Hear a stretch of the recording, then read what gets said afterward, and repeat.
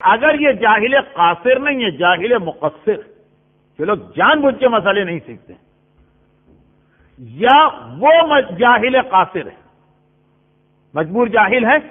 جس نے ایسی غلطی کی ہے جو اسلام نے کسی کو معاف نہیں کی، تو جاہل مقصر کی ہر غلطی اس میں آ گئی، مجبور جاہل جاہل قاصر کی بھی کچھ غلطیاں. مثال دے رہے ہیں، مثال کے طور پر وضو اور غسل کے دوران جہاں جہاں پانی پہنچانا واجب تھا وہاں تک پانی نہیں پہنچایا. غسل میں ہم نے اگر الٹا کر لیا، پہلے بدن دھویا پھر سر و گردن، یہ چل جائے گا اس جاہل کے، لیکن نیل پالش لگی تو نہ یہ اس جاہل کے لیے معاف ہے نہ اس جاہل کے لیے معاف. فرماتے ہیں جاہل قاصر مقصر یعنی جو جان بوجھ کے مسئلے نہیں سیکھتا وہ تو پورا آ رہا ہے اگلے مسئلے میں، اور وہ بیچارہ مجبور جاہل بھی چند مسائل میں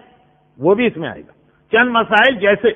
وضو اور غسل کے دوران جہاں جہاں پانی پہنچانا واجب ہے اس میں سے کچھ رہ جائے، تو ایسے آدمی کی نماز اور حج کو صحیح قرار دینے کا کوئی راستہ ہمارے پاس نہیں،